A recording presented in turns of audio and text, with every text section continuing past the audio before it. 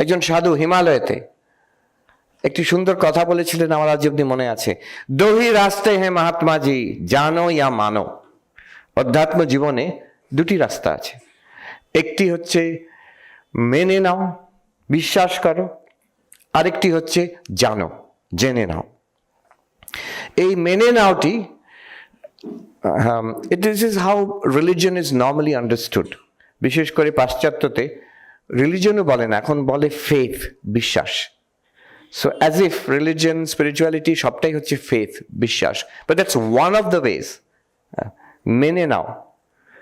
আমেরিকাতে জিজ্ঞেস করবে, which faith do you belong to, or don't you belong to any faith at all?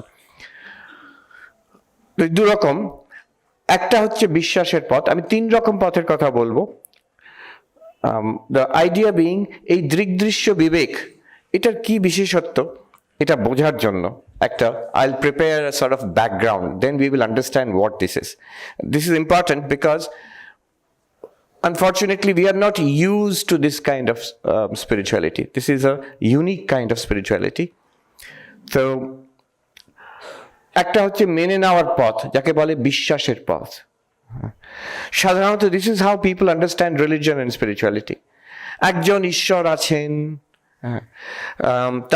তাকে বিশ্বাস করতে হয়, তিনি জগতের সৃষ্টি করেছেন, তিনি সর্বশক্তিমান, omnipotent, omniscient, omnipresent, আর তিনি আমাদের মঙ্গল চান।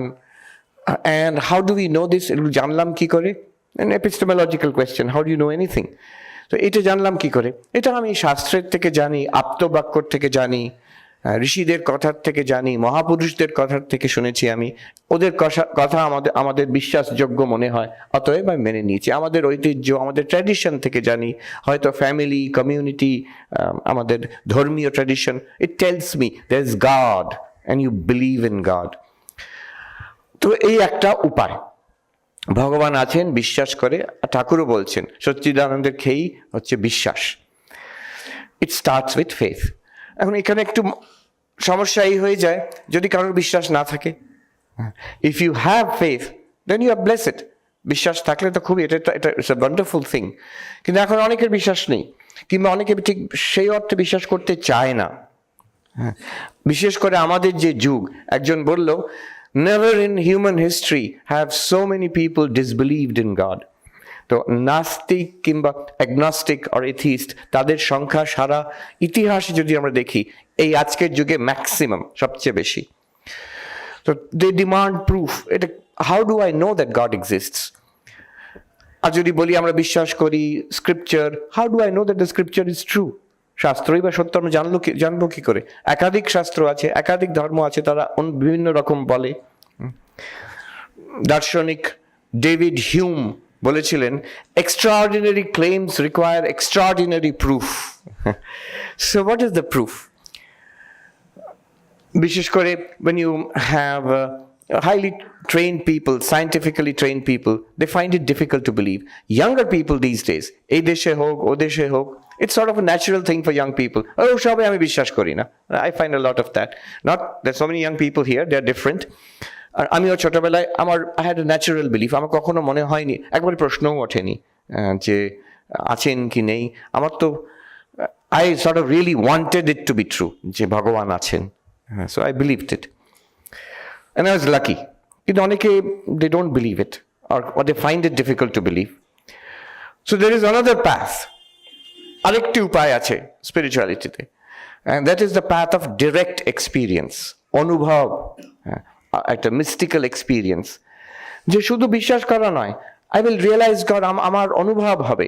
নরেন্দ্রনাথ দত্ত এইখানেই ঘুরে বেরিয়ে, যারা তখন ধর্মের যাজক ছিলেন তাদের কাছে প্রশ্ন করতেন, হ্যাভ ইউ সিন গড? আপনি ঈশ্বরকে দেখেছেন কি? ঈশ্বর আছেন কিনা নয়, দ্য কোয়েশ্চেন ওয়াজ আপনি ঈশ্বরকে দেখেছেন কি? আর then he got the answer from Sri Ramakrishna Paramahamsa, and that's how Narendranath becomes Vivekananda. But what was the question? Have you seen God? What kind of question is that? It's a question, an empirical question. যে আমি অনুভব করতে চাই। স্বামীজি বলতেন, if there is God, I should be able to see God. If I have an immortal soul, I should be able to feel it. আমার এটা অনুভব হওয়া চাই। শুধু বিশ্বাস কেন? বিশ্বাস দিয়ে আরম্ভ হতে পারে, but ultimately it must come to realization, experience. So even ভক্তির যে পথ, বিশ্বাসের পথ, আমাদের ভারতবর্ষে কিন্তু শেষ পর্যন্ত অনুভবেই যায়। যারা ভক্তি বিশ্বাস করে আরম্ভ করলেন, রাম আছেন, কৃষ্ণ আছেন, রামকৃষ্ণ আছেন, তাদের সবাইকার আশা, উদ্দেশ্য, সাধনা কিন্তু সেই অনুভব। তারা কখনই চায় না যে আমরা শেষ পর্যন্ত বিশ্বাস করে কাটিয়ে দেবো। শেষ পর্যন্ত একটি অনুভব হওয়া চাই। If you are a serious sadhaka, যারা সাধক সাধিকা আছেন, তারা প্রাণ থেকে চান, the greatest hope of their lifes is I must be able to experience this someday, কোনো না কোনো দিন। স্বামী প্রেমেশানন্দ ছিলেন শ্রী শ্রী মায়ের মন্ত্র শিষ্য। তার একটি কথা, একজন ভদ্রলোক ছিলেন, খুব ভক্ত, আমি দেখেছি তাকে, বাদল বাবু ছিলেন এখানকার, যিনি বিবেকানন্দ ইনস্টিটিউশন, সেই বাদল বাবু নন, দেওঘরে ছিলেন আমরা যখন ব্রহ্মচারী হয়েছি। তো উনি প্রেমেশ মাঝে কাছে যেতেন, আর ওনার একটা স্বভাব ছিল, উনি বিভিন্ন মহাত্মাদের, সাধুদের কাছে যেতেন, অনেক গল্প টল্প শুনে টুনে এসে সেগুলো সব বাদল বাবুকে, প্রেমেশানন্দজিকে বলতেন যে মহারাজ ওই সাধুর কাছে গেলাম, উনি এরকম তিনি সাধনা করেন, এরকম তার সিদ্ধি হয়েছে, এরকম তার দর্শন হয়েছে, এসব বলতেন এসে। একদিন প্রেমেশ মহারাজ বাদল বাবুকে বলছেন, উনি বাদলা বলতেন ভালোবেসে, ওরে বাদলা, যদি সারা জগৎটাই রামকৃষ্ণ হয়ে যায় তাতে তোরই বা কি আর আমারই বা কি। শেষ পর্যন্ত ওই সাধু, কত বড় সাধু, সাধু কেন, সে পরমহংস হয়ে যাক, সে রামকৃষ্ণই হয়ে যাক, শেষ পর্যন্ত এই জীবনে যদি আমি কিছু অনুভব না করতে পারি, তুমি যদি কিছু অনুভব না করতে পারো, তাতে শেষে হলোটা কি? So this is the quest for experience, spiritual experience. এইটাই স্বামী বিবেকানন্দ ধরলেন। তার মূল his main theme was this. আমেরিকাতে গিয়ে উনি রাজযোগ ট্রান্সলেশন করলেন, পতঞ্জল যোগসূত্রের উপরে ইংরেজি কমেন্ট্রি দিয়ে, বেদান্ত ঘেঁষা ইংরেজি কমেন্ট্রি দিয়ে উনি নিউ ইয়র্ক বেদান্ত সোসাইটির থেকে এটা প্রথম প্রকাশিত হয়েছিল, রাজযোগ, ওখানেই কাজটা করা। রাজযোগের উপায়টা কি? যেমন ভক্তিতে বলা হয় তুমি বিশ্বাস করো, এবার তুমি প্রার্থনা করো, ঈশ্বরের উপর নির্ভর হও, রাজযোগ তা বলে না, পতঞ্জল যোগ তা বলে না, বিশ্বাস করতে হবে, না না না, মানে বলছে তুমি একটি লিড অ্যান এথিক্যাল লাইফ, নিয়ম করে এবার এইভাবে বসতে হবে আসনে, এইভাবে শ্বাস প্রশ্বাস কন্ট্রোল করতে হবে, প্রাণায়াম, এইভাবে জগৎ থেকে মনটাকে তুলে নিতে হবে, প্রত্যাহার, হ্যাঁ, তারপরে এইভাবে ধারণা, ধ্যান এবং শেষ পর্যন্ত সমাধি, এসব করলে কি হবে? আমার নিজের স্বরূপকে আমি জানতে পারবো।